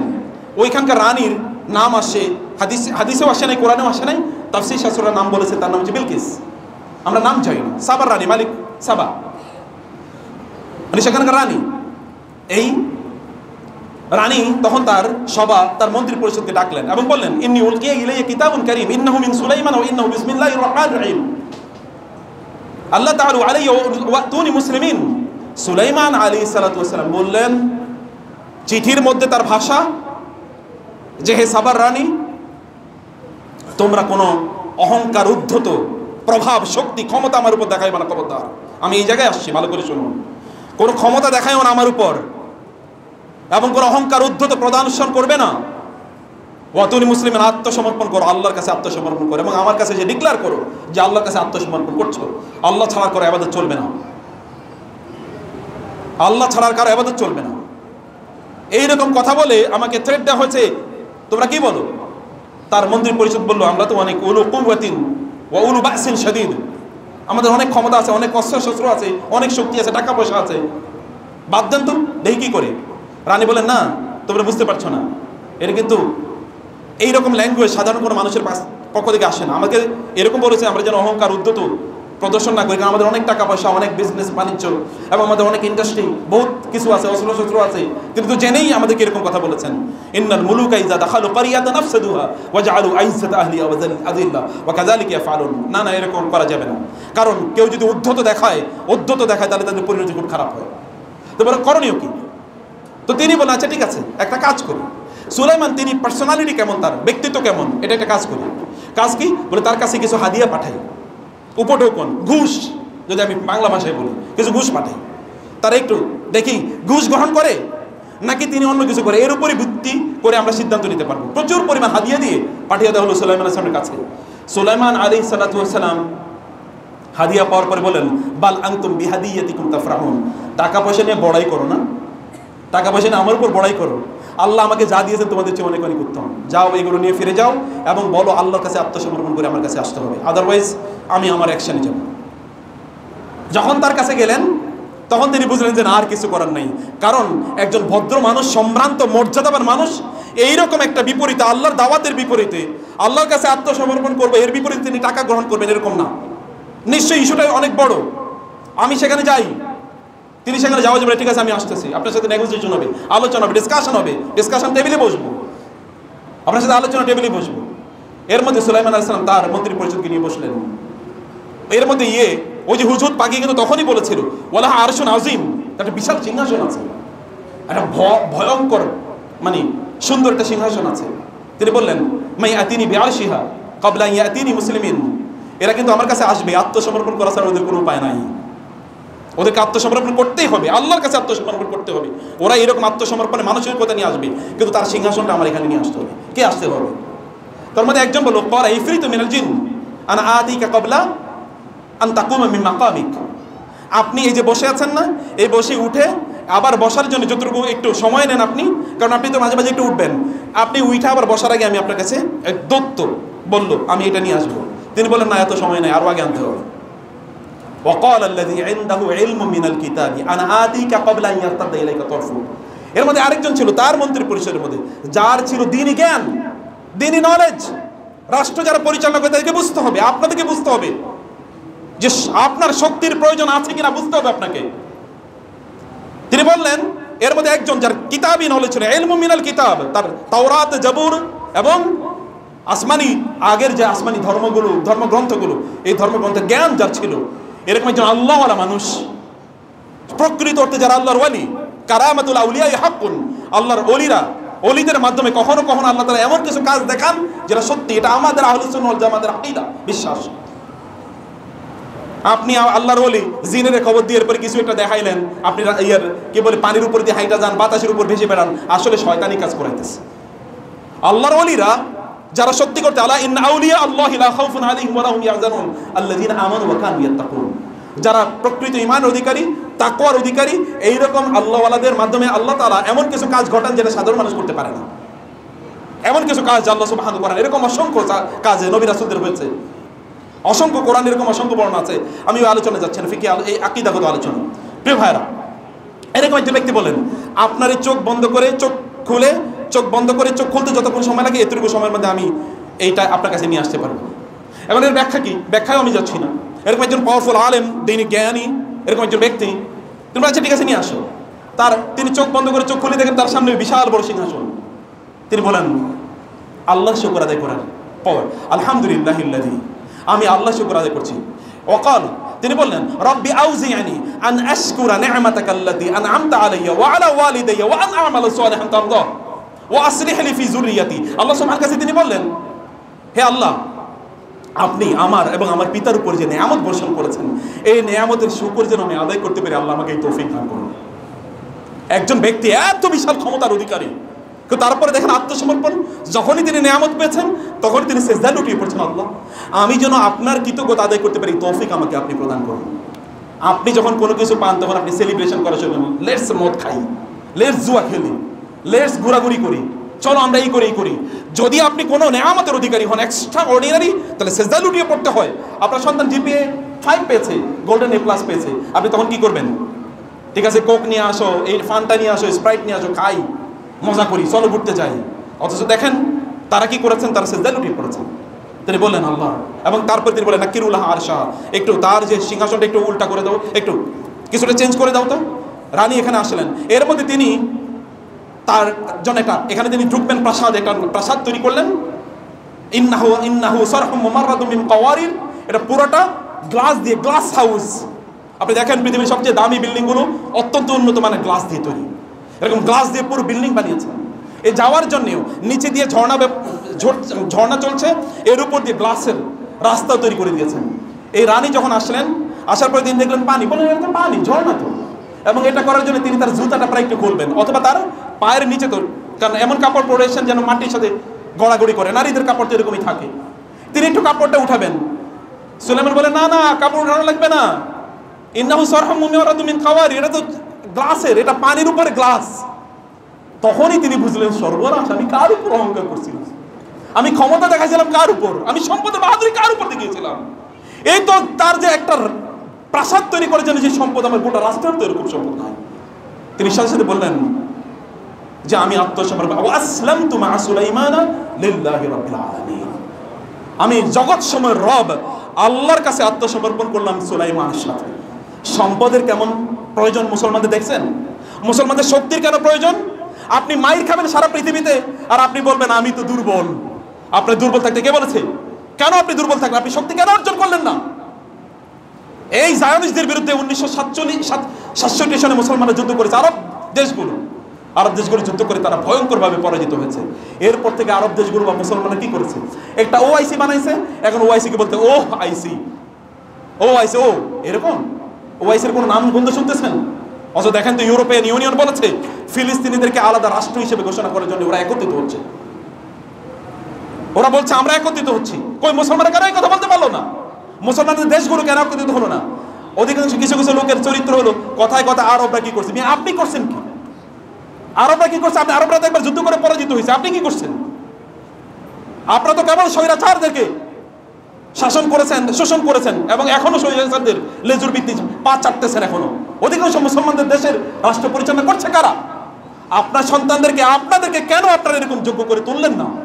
আপনাদের প্রচুর পরিমাণ সম্পদের মালিক কেন হলেন না? আপনারা আখিরাতে সুলাইমানের মতো হন। নবীদের তো দুটো ক্যাটাগরি ছিল। নবীদের কেউ এরকম ছিলেন যে তারা একেবারে স্বাভাবিক জীবনযাপন করেছে, যেমন ঈসা আলাইহিস সালাতু ওয়াস সালাম। আল্লাহ রাসূলের মধ্যে দুটার ব্লেন্ডিং ছিল। একদিকে তিনি রাষ্ট্রের প্রধান ছিলেন, অন্যদিকে তিনি ছিলেন জুহাদদের সর্বশ্রেষ্ঠ জুহাদ। তার ঘরে কিছুই নাই। হয় বলেন যে বাসায় গিয়ে স্ত্রীরা বলেন, হাফসা অথবা আয়েশা রাদিয়াল্লাহু তাআলা কি বাসায় কোনো খাবার আছে? বলে না, খাবার নাই। তাহলে ঠিক আছে, আজকে রোজা রাখলাম। হয় খাবার খোঁজে অথবা কি রোজা রাখে। হয় খাবার খোঁজা অথবা রাখা, রোজা অথবা খোঁজা, দুটোর মধ্যখানে। খাবার আছে কিনা? নাই, ঠিক আছে রোজা। এটা তো মুসলমান। সম্পদ আপনার থাকবে ইসলামের জন্য। আপনার সম্পদ থাকলে কেবল আপনার ভোগ বিলাস আপনার বাড়ে। আপনার আগে যা ছিল এখন তার চেয়ে আপনার বিলাসিতা আরো বেড়েছে। এই বিলাসিতা তো আপনারা সম্পদ অর্জন করছেন। দিনের জন্য কতটুকু অর্জন করছেন বলেন? আমার দিনকে আমি প্রতিষ্ঠা করতে চাই, দিনের প্রচার আমি করতে চাই, কারণ আমার সম্পদের মালিক হতো। এটা কবে আপনারা করেছেন? সুলাইমান আলাইহিস সালাম কি করেছেন দেখেন। সুলাইমানের মধ্যে কেন আপনারা হচ্ছেন না, বা আমরা কেন হচ্ছি না? প্রিয় ভাইরা, আরেকজন হচ্ছে জুলকারনাইন আলাইহিস সালাম। জুলকারনাইন আলাইহিস সালামের কথা আপনারা জানেন। আল্লাহ তাআলা বলেছেন তিনি নবী না। আপনি বলবেন যে আপনার সুলাইমান নবীর কথা বলে লাভ কি? জুলকারনাইন তো নবী না আলাইহিস সালাম। আল্লাহ তাআলা জুলকারনাইনের ব্যাপারে সাউতুল আলাইকুম মিনহু যিকরা, জুলকারনাইনের কথা আমি বলছি তোমাদেরকে। জুলকারনাইন আলাইহিস সালামকে আল্লাহ তাআলা এমন ক্ষমতা দিলেন, তিনি গোটা পৃথিবী চষে বেড়াতেন। সুলাইমানকে আল্লাহ সুবহানাহু ওয়া তাআলা আরো অনেক ক্ষমতা দিয়েছেন, তিনি পিপিলিকার ভাষা বুঝতেন, তিনি জিনদেরকে তার কাজে ব্যবহার করেছেন। এই যে বাইতুল মুকাদ্দাস এবং জেরুজালেমে এবং ডোমস অফ সলোমনস ডোম, এগুলো তৈরি করেছেন সুলাইমান সালাম এই জিনদেরকে দিয়ে। বিশাল বিশাল অট্টালিকা তৈরি করেছেন তাদের জন্য, অনেক বড় বড় রান্না বান্না করতেন এদেরকে মাধ্যমে। কোরআন আল্লাহ সুবহানাহু ওয়া তাআলা বলেছেন জিফানি মানে জিফান বিশাল বিশাল ডেক তৈরি করেছেন এবং এগুলো রান্না করতেন মানুষকে খাওয়ানোর জন্য অথবা অন্যান্য প্রাণীদেরকে খাওয়ানোর জন্য। কোরআনের আয়াতের এরপরে ব্যাখ্যা আপনাদের মতো করে আপনারা করতে পারেন, সেটা ভিন্ন কথা। আল্লাহ তাআলা এরকম সুযোগ সুলাইমান আলাইহিস সালামকে দিয়েছিলেন। আর জুলকারনাইনকে আল্লাহ তাআলা যখন ক্ষমতা দিলেন, জুলকারনাইন সোজা পৃথিবী ঘুরে ঘুরে বেড়াচ্ছে। ফালাম্মা বালাগা মাগরিবাশ শামসি ওয়াজাদাহা তাগরুবু ফি আইনিন হামিয়া ওয়াজাদা ইনদাহা কওমা কুলনা ইয়া যালকারনাইনি ইম্মা আন তুআযযিবা ওয়া ইম্মা আন তাত্তাখিযা ফীহিম হুসনা ক্বালা আম্মা মান যালামা ফাসাউফা নুআযযিবুহু সুম্মা ইউরাদ্দু ইলা রাব্বিহি ফায়ুআযযিবুহু আযাবান নুকরা। আল্লাহ সুবহানাহু ওয়া তাআলা বললেন সুলাইমান আলাইহিস সালামের মানে জুলকারনাইনের ঘটনা আমাদেরকে বলছেন। জুলকারনাইন আলাইহিস সালাম একেবারে সর্বপশ্চিমে গেলেন, গিয়ে দেখলেন সূর্য ডুবছে একটা এমন একটা জলাশয়ে, যে জলাশয়ের পানি একটু কাদাওয়ালা। কেউ কেউ বলছেন এটা আপনার লোহিত সাগর অথবা ডেড সি অর্থাৎ মৃত সাগর, বিভিন্ন ব্যাখ্যা আছে, আমি সে ব্যাখ্যা যাচ্ছি না। যেহেতু কোরআন একেবারে স্পষ্ট বলে নাই, কোরআন বলেছে একবার সর্বপশ্চিমে তিনি পৌঁছেছেন যেখানে সূর্য ডুবে। সেখানে যাওয়ার পরে তিনি একটা জাতি দেখলেন, এই জাতি আল্লাহর ইবাদত করে না, আল্লাহকে স্বীকার করে না। সুলাইমান আলাইহিস সালাম আল্লাহ তাআলা সুলাইমানকে বলেন, সুলাইমান আলাইহিস সালাম বলেন যে আল্লাহ তাআলা তাকে জানাচ্ছেন ইম্মা আন তুআযযিবা, আপনি ওদেরকে দাওয়াত দেন, দাওয়াত দেওয়ার পর ওরা যদি দাওয়াত না মানে তাহলে আপনি তাদেরকে শাস্তি প্রদান করতে পারেন, আপনি তাদেরকে শাস্তি প্রদান করবেন। ওয়াইম্মা আন তাত্তাখিযা ফীহিম হুসনা, অথবা আপনি তাদেরকে ক্ষমা করে দেন, তাদেরকে সময় দেন যে তোমরা কিন্তু এরকম সময় দিয়ে গেলাম, তোমরা দিন বুঝো, দিন অনুসারে তোমরা চলো। আপনি দুটো যে কোনো একটা করতে পারেন। আল্লাহ তাআলা সুলাইমান আলাইহিস সালামকে বললেন। সুলাইমান কেন গেছেন ওখানে? আপনার যে আলেকজান্ডার দ্য গ্রেট অথবা যদি এরপরে আরও বিভিন্ন ধরনের বিশ্ব যারা পরিভ্রমণ করেছে এই সকল লোকেরা, যেমন ইউরোপিয়ানরা বাংলাদেশ সহ ইন্ডিয়া সহ আফ্রিকা দেশগুলোতে গিয়ে কি করেছে জানেন আপনারা? সম্পদ লুট করছে। ইংল্যান্ডের লোকেরা কি করছে? আমাদের দেশে এসে ইংরেজরা সব সম্পদ লুট করে নিয়ে গেছে। কিন্তু সুলাইমান আলাইহিস সালাম কি মানে জুলকারনাইনকে সম্পদ লুট করে জন্য গেছেন? নো, তিনি গিয়েছেন দাওয়াতি কাজ। এমন ক্ষমতা, গোটা পৃথিবী চষে বেড়ানোর মতো ক্ষমতা আছে তার, এইরকম ক্ষমতা। এবং সেখানে গিয়ে বলছেন তোমরা এটা করো অথবা এটা করো, নাইলে তোমাদেরকে শাস্তি দেওয়া হবে। তারপর তিনি আসলেন মাগরিবাশ শামস, এমন একটা জায়গায় যে সেখানে গিয়ে তারা দেখলেন যে এই সকল লোকেরা এমন যে তাদের সূর্য থেকে তাদের নিজেকে আড়াল করার মধ্যে কোনো অবস্থা নাই। মানে এমন একটা অবস্থা যে তাদের নিজেকে সূর্য থেকে আড়াল করতে পারে না। মানে এরকম একেবারে সাধারণ, কেউ বলছে একেবারে জাপানের কাছে পর্যন্ত গিয়েছেন, আমরা কিছুই জানি না, একেবারে সূর্য অস্তমিত যায় এরকম জায়গায় তিনি গিয়েছেন। যাওয়ার পরে তিনি সেখানে দাওয়াতি কাজ করলেন। এরপরে তিনি মিডল একটা জায়গায় আসলেন। আসার পর এখানে দেখলেন সেখানে আসার পর দেখলেন যে এই লোকেরা কোনো কথা কিছুই বোঝে না, এদের ভাষা কিছুই বোঝে না। এটা হতে পারে চায়না, হতে পারে রাশিয়া, কোনো একটা অঞ্চল হতে পারে, এরা কথা কিছুই বুঝে না। এরকম একটা জায়গা, এখনো পৃথিবীর সবচেয়ে দুর্বোধ্য ভাষা চাইনিজ ল্যাঙ্গুয়েজ। কোনো একটা জায়গায় গিয়েছেন, যাওয়ার পরে কোনো ভাষা কিছুই বুঝতে পারছে না তিনি। তারা এসে এবার সুলাইমান মানে জুলকারনাইনকে বললেন, ইয়া যালকারনাইন ইন্না ইয়াজুজা ওয়া মাজুজা মুফসিদুনা ফিল আরদ ফাহাল নাজআলু লাকা খারজান আলা আন তাজআলা বাইনানা ওয়া বাইনাহুম সাদ্দা। জুলকারনাইন, আমরা তো খুবই নিরীহ মানুষ, আপনি আমাদেরকে, তিনি দাওয়াত দিয়েছেন তারা ইসলাম গ্রহণ করবে। তারা তাদেরকে এসে বললেন এখানে ইয়াজুজ মাজুজ নামে একটা মানে খুবই দুষ্ট এক ধরনের মানুষ বসবাস করে। এরা মাঝে মাঝে এই দুই পাহাড়ের মধ্যখান এই গিরিপথ অতিক্রম করে এসে আমাদের এখানকার সব ধ্বংস করে দিয়ে যায়। আমরা আপনাকে কিছু টাকা পয়সা দেবো, খারজা মানে খরচ এর কিছু পয়সা দেবো, অথবা আপনি কিছু খারাজ মানে ট্যাক্স দেবো। আপনি একটা দেয়াল তৈরি করে দিতে পারেন, এই দেয়াল দিয়ে আমরা ওরা যেন এখানে না আসতে পারে। তিনি বলেন মা মাক্কান্নি ফীহি রাব্বি খায়রুন ফাআইনুনি বিকুওয়াতিন আজআল বাইনাহুম ওয়া বাইনাকুম ওয়া বাইনাহুম রাদমা আতুনি জুবার আল হাদিদ হাত্তা ইযা সাওয়া বাইনা সাদাফাইনি ক্বালা আনফুখু ফিহা হাত্তা ইযা জাআলাহু নারান ক্বালা আতুনি উফরিগ আলাইহি কিতরা। আল্লাহ তাআলা বললেন, জুলকারনাইন আলাইহিস সালাম বললেন যে আমাকে আল্লাহ যে সম্পদ দিয়েছেন এই সম্পদই আমার জন্য যথেষ্ট। আমি কি তোমাদের কাছে সম্পদের জন্য নিচ্ছি নাকি? আমি দাওয়াতি কাজ করছি। আমি তোমাদেরকে দিনের কথা বলার জন্য এসেছি, আর এরা তোমাদের জন্য বিপর্যয় তৈরি করছে। আসো, আমি তোমরা পাথর নিয়ে আসি, মানে তোমরা লোহা নিয়ে আসো, আমি লোহা নিয়ে আসছি, তোমরা আলকাতরা মানে এই যে ইয়ে নিয়ে আসো, মানে ঢালাই করার জন্য তোমরা সীসা নিয়ে আসো, সীসা নিয়ে আসো, তোমরা সীসা নিয়ে আসলো। তারা তিনি লোহা ব্যালেন্স করলেন, এরপরে তিনি বলেন আগুন জ্বালাও, তোমরা আগুনে ফুৎকার দাও, এরপরে এগুলোকে সীসাকে নরম করো। সীসা দিয়ে তিনি এমন দেয়াল তৈরি করে দিলেন যে এই দেয়াল কেয়ামত পর্যন্ত, কেয়ামতের আগ পর্যন্ত কি এই ইয়াজুজ মাজুজ ভাঙতে পারবে না। এরপরে কেয়ামতের আগে যখন তার জালের পর এই ইয়াজুজ মাজুজ বের হবে এবং তখন কেবল ঈসা আলাইহিস সালাম বেঁচে থাকবেন, ঈসা আলাইহিস সালামের সময়গুলো সব ধ্বংস হয়ে যাবে। সেই আলোচনা আমি যাচ্ছি না। প্রিয় ভাইরা, আমার এই জায়গায় যে পয়েন্ট আপনাদের কাছে, তা হলো দেখেন তো দুজন বিখ্যাত মানুষ, আপনারা কেবল ফকিরের জাতি হয়ে থাকবেন, আপনারা কেবলমাত্র মিসকিন হয়ে থাকবেন, আপনারা কেবল শোষিত হয়ে থাকবেন, কেন আপনাদের কি রাষ্ট্র পরিচালনা করা লাগবে না? কেন আপনাদের কি সম্পদের মালিক হওয়া লাগবে না? কেন আপনি সেটা করবেন? আপনার এটা করার প্রয়োজন কি? আমি বলছি না যে আপনি রাজনীতি তথাকথিত এই পশা গণতন্ত্র পশ্চিমারা আমাদেরকে দূরে দূরে দিতেছে। একটা হলো গণতন্ত্র, এটা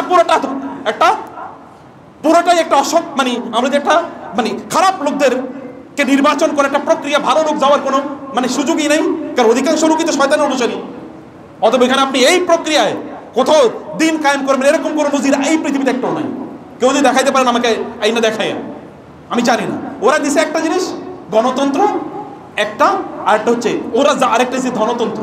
একটা হলো গণতন্ত্র, একটা হলো ধনতন্ত্র। ধনতন্ত্র মানে কি? কেবল টাকা পয়সার মালিক হো, তুমি খাও দাও ফুর্তি করো, এই দুটোই দিছে আমাদেরকে। কারণ আপনাদের নিজস্ব সিস্টেম তো আছে, সেই সিস্টেমের কথা আপনারা কবে বলবেন? সেই সিস্টেম আপনারা কবে ডেভেলপ করবেন? গোটা পৃথিবী 1200 বছর আপনাদের পূর্বপুরুষরা শাসন করেছে, তারা কি হারামভাবে শাসন করেছিল? সেখানে কি শরিয়া ছিল না? শরিয়া ভিত্তিক সমাজ ব্যবস্থা তৈরি করার জন্য চেষ্টা করেন কমপক্ষে। আপনি করতে পারেন না, আপনার সন্তানদেরকে বানান। রাসূল সাল্লাল্লাহু আলাইহি ওয়াসাল্লাম যে কাজটি করেছেন, এটা আমার লাস্ট পয়েন্ট। রাসূল সাল্লাল্লাহু আলাইহি ওয়াসাল্লাম কি করেছেন? আল্লাহ তাআলা বলেছেন যালিকা মাসালুহুম ফিত তাওরাত ওয়া মাসালুহুম ফিল ইনজিল। তাদের মাসাল এক্সাম্পল ইনজিলে কি? কাযারইন আখরাজা শাতাহু। এটা হচ্ছে একজন কৃষকের মতো, কৃষক তার ফসল বুনলো, ফাআযারাহু, এই ফসলকে সে কি করে? এখানে কীটনাশক দেয়, আগাছা দূর করে, পানি দেয়, নেড়ায়, ফাস্তাগলাজা, অতঃপর তার ফসলের এই যে ধরেন ধান অথবা গম অথবা এরকম কোনো কিছু, এটার গোড়াগুলো মোটা হতে থাকে, ফাস্তাওয়া আলা সুকি, অতঃপর শক্ত হয়ে দাঁড়িয়ে যায়। এরপরে বিভিন্ন এর যে ফল, সেটা বিভিন্ন ধরনের, সেটা শীষ হতে পারে অথবা অন্য কিছু, তখন ফল বের হয় এবং এগুলো পাকতে থাকে। ইউজিবুজ যুরআ লিয়াগিযা বিহিমুল কুফার। তখন আপনি এদিকে তাকানোর পর আপনি দেখেন ওয়াও সুবহানাল্লাহ, এত সুন্দর ফসল, আপনি দেখে তখন অবাক হয়ে যান। এবং এটা দেখে লিয়াগিযা বিহিল কুফার, কাফেররা এটা দেখে খুবই রাগান্বিত হয়ে যায়, অথবা কৃষকরা যারা কৃষক এটা দেখে তারা আশ্চর্য হয়, আর কাফেররা এদের রাগান্বিত, এরা এত শক্তিশালী হয়ে যাচ্ছে, এরা এত শক্তিশালী হয়ে যাচ্ছে, এদেরকে মানে কোনোভাবে আমরা দমাতে পারবো না, শোষণ করতে পারবো না। আপনার পরবর্তী প্রজন্মতে তা করতে হবে। সুলতান যদি নুরুদ্দিন জাঙ্কি রাহিমাহুল্লাহ, নুরুদ্দিন জাঙ্কি রহমান, যেখান থেকে এখন মুসলমানদেরকে জিহাদি কথা বললে বলে জঙ্গি, ওই জাঙ্কি থেকে এসছে, শব্দগুলো কিভাবে বিকৃত করেছে দেখেন।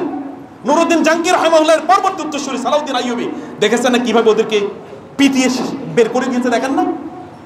সালাউদ্দিন আইয়ুবীর মতো আপনাদের সন্তানদেরকে করতে হবে না? আপনারা হইতে পারলেন না, না গেলেন, আপনাদের পরবর্তী সন্তানদেরকে সাহাবায়ে কেরামদের মধ্যে এরকম তৈরি করেন, ওদের পেছনে সময় ইনভেস্ট করেন, ওদেরকে তৈরি করেন এইরকম। কেবল বললেন না আল্লাহ আমরা দুর্বল, আলাম তাকুন আরদুল্লাহি ওয়াসিআতুন ফাতুহাজিরু ফিহা, তোমাদের মধ্যে কি চেতনা ছিল না, অনুভূতি ছিল না, কিছুই তোমরা করতে পারতে না? কবে তোমরা সন্তানকে বানাতে এরকম যে আল্লাহ এরকম বানাতে চাই, যা হওয়ার তা হবে, আপনি কিছুই করার নাই, হলো না, তাতে আপনার লস কি? আপনার তো নিয়তের কারণে আপনি সওয়াব পেয়ে যাবেন। আল্লাহ সুবহানাহু ওয়া তাআলা মুসলমানদের হাতে গোটা পৃথিবী নিরাপদ। গোটা পৃথিবী নিরাপদ কাদের হাতে? মুসলমানদের হাতে। অতএব মুসলমানরা যেন গোটা পৃথিবী পরিচালনা করতে পারে, সেই অবস্থা আমাদেরকে করতে হবে। এই যে দুটো উদাহরণ দিলাম, দুটো উদাহরণে তারা রাষ্ট্র পরিচালনার মূল কাজটা কিভাবে করেছে বলেন তো? দাওয়াতি কাজের মাধ্যমে। কিসের মাধ্যমে? দাওয়াতি কাজ, তাওহীদ ছড়িয়ে দেন, দাওয়াতি কাজ করুন ব্যাপক পরিমাণে, মানুষের মনোযোগতে পরিবর্তন করুন।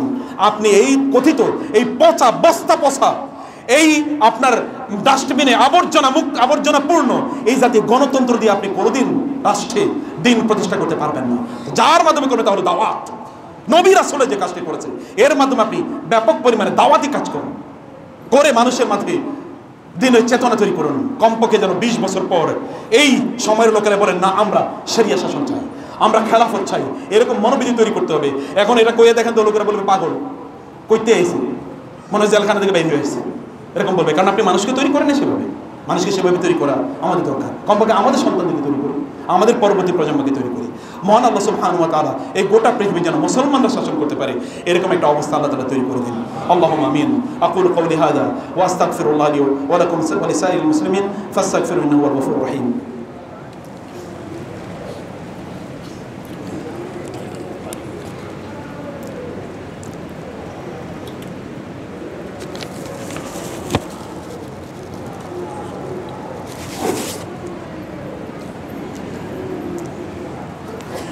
إن الحمد لله والصلاة والسلام على رسول الله وعلى آله وأصحابه ومن والاه أما بعد فأعوذ بالله من الشيطان الرجيم بسم الله الرحمن الرحيم إن الله وملائكته يصلون على النبي يا أيها الذين آمنوا صلوا عليه وسلموا تسليما اللهم صل على محمد وعلى آل محمد كما صليت على إبراهيم وعلى آل إبراهيم إنك حميد مجيد اللهم بارك على محمد وعلى آل محمد كما باركت على إبراهيم وعلى آل إبراهيم إنك حميد مجيد।